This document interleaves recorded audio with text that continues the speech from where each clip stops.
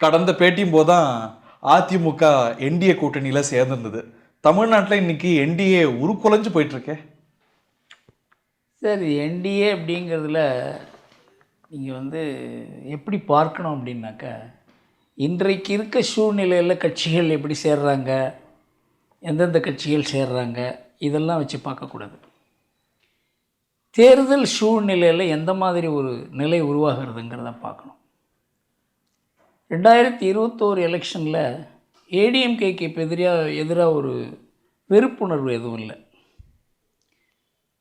ஓரளவுக்கு பார்த்தீங்கன்னா நடுநிலையாக தான் இருந்தது. அவங்களுடைய பர்ஃபார்மன்ஸ் வேணால் பெரிய அளவுக்கு இல்லைன்னு சொல்லலாமே தவிர, ஏடிஎம்கேக்கு எதிராக ஒரு ஆன்டி எஸ்டாப்ளிஷ்மெண்ட் ஃபீலிங் இருந்ததுன்னு சொல்ல ஒரு வேவ் எலெக்ஷனாக பார்க்க முடியாதுங்கிறீங்க. ஆனால் இந்த தடவை திமுகவுக்கு எதிராக அந்த மாதிரி ஒரு வேவ் உருவாகிறதுக்கு பாசிபிலிட்டிஸ் இருக்குது. அது மாதிரி வரும்பொழுது ஒரு பெரிய அளவுக்கு போலரைசேஷன் நடக்கும். எப்போவுமே அரசியலில் அந்த சூழலை உருவாக்குவதில் தான் எதிர்க்கட்சியினுடைய திறமை இருக்குது. திமுகவுக்கு எதிராக களமாடாமல் இங்கே குழப்பம் மேலோங்கிட்டு இருக்கு. குழப்பம் பிஜேபிக்கும் அதிமுகவுக்கும் இருந்தால் தான் பிரச்சனை. மிச்சம் யாரோடையும் பிரச்சனை கிடையாது. அது பத்துமா? ஒரு போதாமை இல்லையா அந்த ஸ்ட்ரென்த்தில்? நான் என்ன சொல்கிறேன், கோர் அப்படிங்கிறது இதுதான். அதனால் இன்றைக்கி தமிழ்நாட்டில் இருக்க ஒரு குழப்பம், ஒரு சூழ்நிலை, இன்றைக்கி இப்போது தினகரனோ யாரோ ஒரு ஸ்டேட்மெண்ட் இஷ்யூ பண்ணுறாங்கன்னு வச்சுங்க. அந்த ஸ்டேட்மெண்ட்டுக்கு மகத்துவம் கொடுத்து அதை பற்றி டிஸ்கஸ் பண்ணுறதெல்லாம் இருக்கலாம். பட் ஆனால் தனிப்பட்ட முறையில் அவங்களுக்கு என்ன ஸ்ட்ரென்த்துன்னு பார்த்தாக்க, இன்றைக்கு தமிழ்நாட்டினுடைய அரசியலை திசை திருப்புவதற்கு அதனுடைய கான்ட்ரிபியூஷன் என்னென்னு பார்த்தாக்க, இந்த மெயின் ஃபோர்ஸஸ் ரெண்டும் ஒன்று சேரும்பொழுது தான் அவங்களுடைய ஸ்டேட்மெண்ட்டுக்கு மரியாதை இருக்குது. தோல்விங்கிறது 1 ஓட்டில் பெறலாம், 2000 ஓட்டில் பெறலாம். இவர்கள்லாம் வெளியில் போனால் இவங்க பிரிக்கக்கூடிய வாக்கு அப்படிங்கிறது என்டிஏவுக்கு வர வேண்டிய வாக்கு. நான் என்னை பொறுத்தவரையில் இவங்க வெளியில் போனாங்கன்னு நான் நினைக்கல. ஓபிஎஸ்ஓ டிடிவியோ அதில் யாருமே இப்போ என்ன சொல்கிறாங்க, டிசம்பரில் நாங்கள் முடிவு பண்ண போகிறோங்கிறாங்க, அவ்வளோதானே. They have officially existed. அதுதான் சொல்கிறேன். அப்போ எக்ஸிட்டட் அப்படின்னு சொன்னால் டிசம்பரில் முடிவு பண்ண வேண்டுங்க அர்த்தம் கிடையாது. முதல்ல இருக்கேன்னாரு, ரொம்ப நாள் இருக்கேன்னு தான் சொல்லி வந்தார். இல்லை நான் அதை பற்றி அதிகமாக உள்ளே போக விரும்பலை. இது எல்லாம் மாறக்கூடியது அப்படிங்கிறது தான் என்னுடைய மனதில் இருக்குது. இல்லை, இந்த நிலைமையே வந்திருக்க வேண்டாமே, அவங்களை இன்னும் ஆனரபிளாக ட்ரீட் பண்ணியிருக்க முடியும். நான் என்ன சொல்கிறேன், இன்றைக்கு இந்த பிரச்சனை பிஜேபிக்கும் அவங்களுக்கும் பிரச்சனை கிடையாது, அதிமுகவுக்குள்ளே இருக்க பிரச்சனை. அதை பிஜேபி மீடியேட் பண்ணி அவங்க தான் சரி பண்ணணுங்கிறதுல அதுக்கு நேரம் எடுக்க போகிறது. இப்போது எடப்பாடியே பிஜேபிக்குள்ளே வருவாரா வரமாட்டாராங்கிறது தீர்ந்த உடனே எடப்பாடியும் பிஜேபி சேர்ந்து வேலை செய்வது கிட்டத்தட்ட திண்ணமாகி இருக்கிறது. இன்றைக்கு கிட்டத்தட்டன்னா எடப்பாடிக்கு வேறு ஒரு ஆப்ஷன் இல்லை அப்படிங்கிறதுனால. இப்போ பார்த்திங்கன்னா எந்த கட்சியுமே இன்னொரு கட்சியோட ரொம்ப விருப்பப்பட்டு கூட்டணி சேர்வதில்லை. திமுகவில் எத்தனை கட்சி திமுகவோட விருப்பப்பட்டு கூட்டணியில் இருக்காங்க? கிடையாது. அவங்க தன்னுடைய சொந்த நிலத்தில் நாம் பிழைக்கணும், நமக்கு 10 சீட்டு வரணும் அப்படிங்கிறதுனால எல்லோரும் சேர்ந்துருக்காங்களே தவிர, கொள்கை அளவிலையோ உணர்வுலையோ அவங்க சேர்ந்துருக்காங்கன்னு நீ சொல்ல முடியாது திமுக கூட்டணியை பார்த்தா. அதே மாதிரி அதிமுக பிஜேபி கூட்டணி கூட அவங்க நிலத்தில் அதன் மூலமாக நாம் அவங்களுக்கு எவ்வளோ உதவ போகிறோம், அவங்க நமக்கு எவ்வளோ உதவ போகிறாங்க, 2 பேருமா சேர்ந்து நமக்கு என்ன பலன் கிடைக்க போகுதுங்கிறதுக்காக தான் கூட்டணி. டேக்கிங் எவ்ரிபடி ஆன் போர்ட் தானே பொருத்தமான நிலைப்பாடாக இருக்க முடியும். அதுவும் வரத்துக்கு தயாராக இருக்கிறாங்க, ஆன் போர்டு இருக்கிறதுக்கு தயாராக இருக்கிறாங்க போது வை லீவ் தெம் அவுட்? நான் என்ன சொல்கிறேன், யாரும் அவங்கள வெளியில் விட, நீங்கள் அமித்ஷா சொல்லியிருக்காரு அவங்கள பற்றி யாரும் பேசாதேன்னு சொல்லியிருக்காரு. எதுக்காக பேசியிருக்காரு? அதிமுகவிலேருந்து பிரிந்து போனவங்க, அதிமுக ஓபியும் தினகரன் பேரையே மென்ஷன் பண்ணி இவங்களை பற்றி விமர்சனம் பண்ணாதீங்கன்னு சொல்லியிருக்காரு. இதுக்கு என்ன அர்த்தம்? அதனால் ஒரு கட்சி இந்த 8 மாதத்தில் என்ன பண்ணணும்னு நினைக்கிற ஒரு கட்சி இந்த எலெக்ஷனில் தீவிரமாக இறங்குறாங்க பிஜேபி. அதுக்கு நல்லா தெரியும். இல்லை, அப்படி நினைக்கிறவங்க அவங்க வெளியில் போகாமல் பார்த்துருக்க முடியுமே. அவங்களுக்கு இங்கேருந்து வெளியில் போகணும்னு ஓபிஎஸ்க்கோ டிடிவிக்கோ எண்ணம் கிடையாது. நீங்கள் என்ன கேள்வி கேட்குறீங்க அப்படின்னா, இது பிஜேபியினுடைய பொறுப்புங்கிற மாதிரி கேட்குறீங்க. பிஜேபியினுடைய பொறுப்பு இல்லை இது. அது இருக்க சூழ்நிலையை பிஜேபி அதை எப்படி கையாளுவதுங்கிறத பிஜேபி யோசனை செய்து கொண்டிருக்கிறாங்க. அதிமுகவுக்கு இவங்களுக்கு எடுத்துக்கிறதுல என்ன தயக்கம்? அதிமுக பற்றி நான் பேசவே போகிறதில்லை. ஏன்னா எனக்கு எடப்பாடிக்கும் எனக்கும் பெரிய கருத்து வித்தியாசம் இருக்கிறது. அவர் தன்னை ஒரு எம்ஜிஆராகவோ ஜெயலலிதாவோ காண்பது தவறு. அந்த ஒற்றை தலைமைங்கிற நான் அந்த கான்செப்டையே நான் ஏற்றுக்கொள்ளவில்லை. அதனால் அதிமுக இப்படி நடந்து கொள்ள வேண்டும் அப்படின்னு சொல்கிறதுக்கு எனக்கு எந்த விதமான ஒரு தகுதியும் கிடையாது. ஏனென்றால் அவரோட நெருக்கமும் கிடையாது எனக்கு. நான் என்னுடைய கருத்து என்னன்னு எல்லாருக்குமே தெரியும். அதனால் அதிமுக ஏன் இதை ஏற்றுக்கொள்ளக்கூடாது அப்படின்னு கேட்டாக்க அதில் அர்த்தமே கிடையாது. அதுக்கு நான் பதில் கூற முடியாது. ஏற்றுக்கொள்வது தான் பிராக்மேட்டிக்னு ஏற்றுப்பீங்களா? அது பிராக்மேட்டிக்னு நீங்கள் எடப்பாடி கேட்கணும், என்ன கேட்டு என்ன பிரயோஜனம்? இல்லை, ஆனால் இது பிராக்மேட்டிக்னு பிஜேபி நினைக்கிறாங்கன்னு மாத்திரம் சொல்லுவேன். தினகரன், ஓபிஎஸ் இவங்கெல்லாம் இருப்பது அதுதான் அமித்ஷா சொல்லியிருக்காரு. அதுக்கு என்ன முயற்சி எடுத்தாங்க, என்ன வலியுறுத்தலை செஞ்சாங்க? அதை பற்றி நமக்கு என்ன, அவங்களுடைய கடமை என்ன? அதான் சொல்கிறேன், 8 மாதத்தில் தமிழ்நாட்டினுடைய அரசியலில் பெரிய மாற்றம் கொண்டு வரணுங்கிறது பிஜேபி திண்ணமாக இருக்காங்க.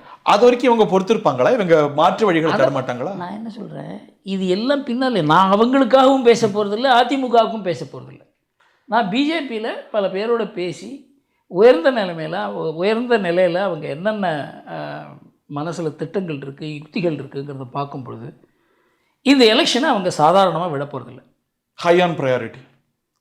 பட் அப்படின்னா பொறுப்பு அவங்களுக்கு தானே. இப்போ நான் என்ன சொல்கிறேன், இதுக்கு மேலே நீங்களும் நானும் இதை பேச முடியாது. இல்லை, பிஜேபியோட கிரெடிபிலிட்டியே கேள்விக்குள்ளாகுது இல்லை, அவங்களுடைய கூட்டணி தர்மமே கேள்விக்குள்ளாகுது இல்லை. தினகரனோ ஓபிஎஸ்ஸோ எடப்பாடியை நம்பி இந்த கூட்டணிக்குள்ளே வரல, அமித்ஷாவை நம்பி நரேந்திர மோடியை பிரதமராக்க வந்தவங்க. ஸோ அவங்களுடைய நலனை பாதுகாக்க அவங்கள ஆனரபிளாக ட்ரீட் பண்ண வேண்டிய பொறுப்பு அமித்ஷாவுக்கும் பிஜேபிக்கும் தானே இருக்குது. அதனால தானே பேசிட்டு இருக்காங்க இவ்வளோ நாள். இன்னைக்கு கூட ஓபியை பற்றியும் தினகரனை பற்றியும் விமர்சனம் பண்ணாதீங்கன்னு சொல்கிறது எதுக்காக? பிரதமர் பார்த்துருந்தா போயிருப்பாரா சார்? அந்த பொறுப்பு நான் சொல்கிறேன் கேளுங்க. பிரதமர் ஒருத்தர் பார்க்கறது மூலமாக அதில் மேலும் குழப்பம் வரும்னா பார்க்காத இருக்கிறது நல்லது. இது யாரோ இதுக்காக ஒரு முடிவு பண்ணி வேலை செய்து கொண்டிருக்காரு, அமித்ஷா பண்ணியிருக்காருன்னு வச்சுக்கோங்க. அப்போது பிரதமர் பார்ப்பதன் மூலமாக இதில் ஒரு குழப்பம் வரும்னா அவர் பார்க்காத இருப்பது தான் நல்லது. அவங்க ஷூலேருந்து பாருங்களேன், ஏசி சண்முகத்தை பார்க்குறாரு, சின்ன சின்ன கட்சிகளெல்லாம் பார்க்குறாரு. ஒரு 3 முறை முதலமைச்சரை பப்ளிக்காக கேட்டும் பார்க்கலன்னா அவர்களோ அவருடைய தொண்டர்களோ மனசு வருத்தப்படுவாங்க தானே. இந்த கோர்ஸ் தானே எடுப்பாங்க. நிச்சயமாக வருத்தப்படுவாங்க, சந்தேகமே கிடையாது. அதனால் அவங்க பார்க்குறதன் மூலமாக மேலே பிரச்சனைகள் வரும்ன்றதை அதை பார்க்காத இருக்கிறது நல்லது. அதற்குண்டான சூழ்நிலையை மாற்றிவிட்டு பார்ப்பது நல்லதுங்கிறதான. யார் என்ன மாறிடும்? எடப்பாடி மனம் மாறணும். 21ல் மாறாத மனம், 24ல் மாறாத மனம், 25ல் மாறுமா, 26ல் மாறுமா? நான் என்ன சொல்கிறேன், இது பிஜேபியினுடைய திறமையை பொறுத்து இருக்கிறது. பிஜேபி இதை செய்வாங்களா மாட்டாங்களா, அதனால் முடியுமா முடியாதாங்கிற அந்த பிரச்சனைக்கு நான் அவங்க தக்க வச்சா திறமைன்னு பார்க்கலாம் சார், சாணக்கியத்தனமும் பார்க்கலாம் சார். 2 பேரும் கழண்டு ஓடி இருக்கிறாங்க சார். அதான் சொல்கிறேன், நீ கழண்டு ஓடியதை நீங்கள் அது முடிவுன்னு நினைக்கிறீங்க, நான் முடிவுன்னு நினைக்கல. எல்லா சூழ்நிலையும் மாறும். இப்போது திருமாவளவன் திமுக கூட்டணியில் இருப்பாரா இருக்க மாட்டாரோ கேள்வி இருந்துட்டே இருக்கையே. ஆனால் அதுக்கு இடம் கொடுக்காம ஸ்டாலின் நடவடிக்கைகள் எடுக்கிறாருல்ல. என்ன சொல், கேள்வி இருக்கா இல்லையா? இன்றைக்கும் ஒரு கேள்வி இருக்குது. அவர் ஒரு ஸ்டேட்மெண்ட் அது மாதிரி கொடுக்குறாரு. அரசியலில் எல்லாருமே எந்த இடத்துல நமக்கு அதிகம் லாபம் கிடைக்குங்கிறத எல்லாருமே யோஜனை பண்ணிட்டு இருக்க இந்த குழப்பமான சூழ்நிலையில் யார் எங்கே இருக்காங்கன்னு சொல்லவே முடியாது. இவங்களை உள்ள வச்சுக்கிறதுக்கு தான் முயற்சி பிஜேபி செய்யும். ஓப்பனா அதை பற்றி பேசியே இருக்கிற. இதுக்கப்புறம் ஒட்டுமா சார்? நான் என்ன சொல்கிறேன், ஒட்டுமா ஒட்டாதா அப்படிங்கிறத அந்த சூழல் தான் அதுக்கு பதில் கொடுக்க முடியுமே தவிர இன்றைய சூழ்நிலையில் அந்த தேர்தலும் போது ஒட்டுமா ஒட்டாதான் நீங்களும் நானும் சொல்ல முடியாதுங்கிறதா முதல்ல உங்களுக்கு கூறிய. பிஜேபி அதிமுக கூட்டணி ஏன் இவ்வளோ அட்வான்ஸாக வந்தது? கிளேசங்கள் இருந்தது, அதை களையறதுக்கு சீக்கிரமாக வந்தால் ஜெல் ஆகும்னு. அதே கணக்கு தானே இதுக்கும். இல்லை, 2 கோர் பார்ட்டிஸ் ஒன்றா வந்தால் தான் இந்த பிரச்சனையை. இவங்க 2 பேரும் வரலன்னா பேச வேண்டிய அவசியமே இல்லையா? பட் அவங்க சீட்டடா நினைக்கிறாங்கல்ல, பிட்ரேடா நினைக்கிறாங்கல்ல. நாங்கள் உங்களை நம்பி இருந்தோம். நான் என்ன சொல்கிறேன், அரசியலில் எல்லாரை பற்றியும் நாங்கள் பிட்ரேடு துரோகி எல்லாம் பேசினவங்கெல்லாம் மறுநாள் சேர்ந்து உட்காந்து நான் பார்த்துருக்கோம்ல. அதுக்கு வரைக்கும் வெயிட் பண்ணு, வெயிட் அண்ட் சி அப்படிங்கிறீங்க. பட் அவங்க வேற திசை நோக்கி போயிட்டா, விஜயை நோக்கி போயிட்டா. நான் என்ன சொல்கிறேன், அது கூட அவங்க டிசம்பர் தானே சொல்லியிருக்காங்க. விஜயும் டிசம்பர் சொல்கிறாரு, நவம்பர் டிசம்பர் சொல்கிறாங்க. டிசம்பர் தான் சொல்கிறேன். பிரசாந்த் கிஷோர் எல்லாருமே எல்லாம் ஜாதகம் பார்த்து வச்ச மாதிரி, ஜோசியத்தை பார்த்து வச்ச மாதிரி சொல்லியிருக்காங்க. ஏதோ வருதோ டிசம்பரில். திமுகவினுடைய பலவீனங்கள் வெளியில் வருங்கிறதா என்னுடைய. இதோடைய ஸ்டம்பிளிங் பிளாக்கா எடப்பாடி பழனிசாமி அவர்களுடைய வீட்டோ தான் இருக்கா? எடப்பாடி பழனிசாமி அவருடைய பர்சனலைஸ்டு பாலிடிக்ஸ். இப்போ எம்ஜிஆர் இருந்தால் எப்படிடா திமுக தோக்கடிக்கணும் தான் பார்ப்பார். ஜெயலலிதா திமுக எப்படி தோக்கடிக்கணும் தான் பார்ப்பாங்க. இவர் அந்த முறையிலேருந்து மாறுபட்டு சிந்தனை பண்ணது 2024 எலெக்ஷனில் வெளியில் வந்தது. அவருக்கும் பெரிய அடி விழுன்னு தெரியும். இருந்தும் அவர் பண்ணதுக்கு காரணம் என்னென்னா, திமுக வந்தால் கூட பரவாயில்லை, நம்ம கையில் கட்சி இருக்கணுங்கிற ஒரு நோக்கத்தை தவிர வேறு நோக்கம் இல்லாததுனால அவரை பற்றி நான் காமெண்ட் பண்ண விரும்பலை. 26 மாறிடுவாரா சார்? மாறுறதுக்காக தான். இல்லை என்றால் அவர் ஏன் இந்த பிஜேபியோட கை கோர்க்க போகிறார்? அவருடைய 24 முயற்சி தோல்வின்னு தெரிஞ்ச அப்புறம் தானே அவர் 26 அவருடைய யுக்தியை மாற்றி இருக்கிறார். அவருடைய எண்ணம் அப்படிங்கிறது வெளிப்படுவது பாஜக அதிமுக போது இவங்கெல்லாம் எதுக்குங்க? அது சரி, அவருடைய சிந்தனை அது. அந்த சிந்தனை மாறாதே. அவருடைய அதை எப்படி நீங்க சொல்ல முடியும்? தினத்தந்தியா சொல்ல முடியும்? அறிகுறி இல்லையே. தந்தி டிவியில போயாச்சு. தந்தி டிவியோ நானோ சொல்ல முடியாது சார். இன்னைக்கு இருக்கிற ரியாலிட்டியில் தானே சார் பேச முடியும். நாளைக்கு அது அதை தான் சொல்றேன். இன்றைக்கு இருப்பது நாளைக்கு இருக்க போவது இல்லை அப்படிங்கிறது தான் என்னுடைய கருத்து. இன்றைக்கு சிந்திச்சு இதுதான் நிலைமைங்கிறது சொல்கிறேன். நிலைமையில யாருமே இல்லை, எந்த கட்சியும் இல்லை. இது எல்லாம் இந்த நவம்பர் டிசம்பர் எல்லாம் சொல்கிறாங்களே, அந்த காலகட்டத்தில் தான் ஒரு தெளிவு வரும் அப்படிங்க. பாஜக அப்படின்னு சொன்னாக்கே இன்றைக்கு தமிழ்நாட்டை பொறுத்த வரைக்கும் அமித்ஷா அவருடைய யுக்தி தான், அவருடைய சிந்தனை, அவருடைய முடிவுகள் தான் தமிழ்நாட்டை பொறுத்தவரையிலும் அப்படிங்கிறது யதார்த்தமான உண்மை. மற்ற இடங்கள்ல சாணக்கியரா இருக்கலாம், அவரோட சாணக்கியத்தனம் தமிழ்நாட்டில் இது வரைக்கும் ட்ராக் ரெக்கார்ட் பார்த்ததில்லை. நான் என்ன சொல்கிறேன், தமிழ்நாட்டில் இந்த அளவுக்கு அவர் முயற்சி பண்ணியிருக்காரா இல்லையாங்கிறதே எனக்கு தெரியாது. தீவிரமாக அவர் தமிழ்நாட்டில் முயற்சி பண்ணலை அப்படிங்கிறது தான் என்னுடைய அவர்கிட்ட நான் பேசியிருக்கிறதே தான்.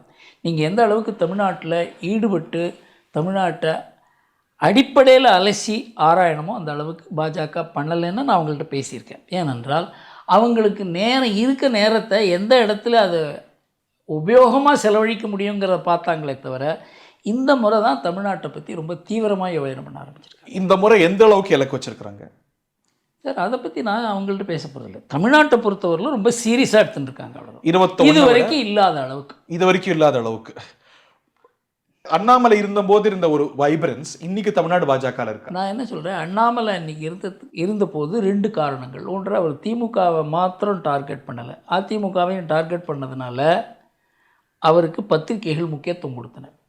வெறும் திமுகவை மாத்திரம் டார்கெட் பண்ணியிருந்தாக்கா அந்த அளவுக்கு அவருக்கு, அதாவது பத்திரிகைகள் பர்செப்ஷன். இன்னைக்கு தமிழக பாஜக திமுகவையாவது டார்கெட் பண்ணுதா வைப்ரண்டா? நான் என்ன சொல்கிறேன், இன்னைக்கு திமுகவை டார்கெட் பண்ணுறதுல அர்த்தம் கிடையாது. எலெக்ஷன் வர வரைக்கும் வெயிட் பண்ணோம், இஷ்யூஸுக்கும் ஃபேக்ட்ஸுக்கும். Save your எனர்ஜிஸ்ங்கிறீங்க. மக்களுடைய மனதை ஒரு திசை மாற்றி இவங்க எதிரியை தோக்கடிக்கணும் அப்படின்னு கொண்டு போகிறதுக்கு இப்போ டைம் கிடையாது. இனி செல்லும் இடமெல்லாம் செய்தி. தந்தி டிவியின் வாட்ஸ்அப் சேனலை ஃபாலோ பண்ணினா செல்லருக்கும் இடமெல்லாம் செய்தி. இதோ QR கோட் இப்பவே ஸ்கேன் பண்ணுங்க, ஃபாலோ பண்ணுங்க.